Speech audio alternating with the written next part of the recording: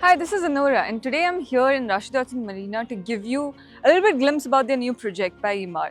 So now we all know about Rashida Hudson Marina. We can start off with it as a gated community, and Emaar has well planned this entire community. I often get a question to pick either Rashida Hudson Marina or Maritime City. Well, hands down, for me, an option would be Rashida Hudson Marina, just by comparing the price per square feet and how much Emaar has to offer in general. Let's be honest, whenever Emaar comes up with a community, it has everything planned in. In this community, you're getting 2 schools, n number of amenities, you have 430 wet berths.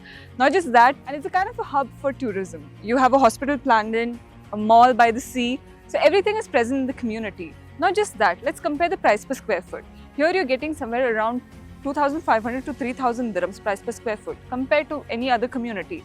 Now, along this coastal line, you see you have Blue Waters, you have Palm Jumeirah, where the price per square feet currently is almost 5,000 to 7,000 dirhams price per square foot. You're competing with something at this bracket, and Rashida Hudson Marina, in comparison, is still at its initial phase. Now, not just that, if you see by their previous launches and the new phase that they have launched in, they've placed it in a well-mannered compared to the phase 1. You have water gardens present here, you have a lot of amenities present in this phase. Not just that, you're right by the school. Emaar is launching their new project Aurea in the 3rd phase, and the best part about this is it's placed right beside the school and you have entire retail prominent on this line. You're just 15 minutes from DXB Airport and downtown and hardly 5 to 7 minutes from Karama, Barduba and Dera. Now the government has also well planned the entire infrastructure. We're talking about the roads expansion, which makes it much more easier to connect to the main areas. Now for the prices, the starting price is about 2.2 million dirhams, and the payment plan of Emaar is standard, which is 80/20, and the handover will be in 2029.